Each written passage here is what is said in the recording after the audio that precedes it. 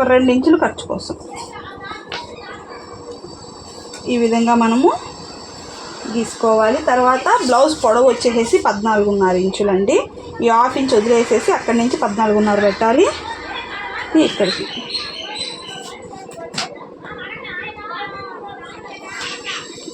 ఈ విధంగా మనం గీసేసుకోవాలండి. నెక్ వచ్చేటప్పటికి నెక్ వచ్చేసి 2.5 ఇంచులు. అలానే నిన్న లైవ్ పెట్టానండి, చాలా బాగా సపోర్ట్ చేశారు. ఈరోజు కూడా 9 గంటలకు కానీ 9:30 కానీ లైవ్కి వస్తాను. ఏమైనా డౌట్స్ ఉండేవాళ్ళు రావచ్చు, అడగచ్చు టైలరింగ్ గురించి. 2.5 నెక్, 3 ఇంచులు షోల్డరు. ఓకేనా. చంకడౌన్ వచ్చేసి 5.5.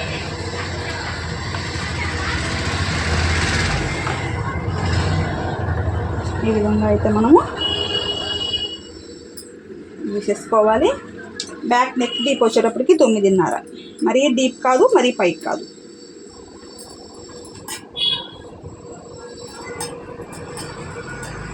ఇలాగా ఇప్పుడు నేను చూపిస్తున్న విధంగా ఇక్కడ నెక్ అయితే గీసేసుకున్నానండి.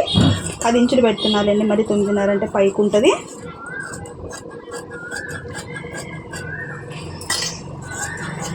ఈ విధంగా పెట్టేసుకొని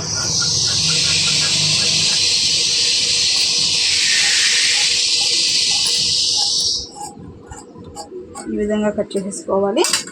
ఇది బ్యాక్ పార్ట్ అన్నట్టు. ఫ్రంట్ పార్ట్ దీన్ని బేస్ చేసుకొని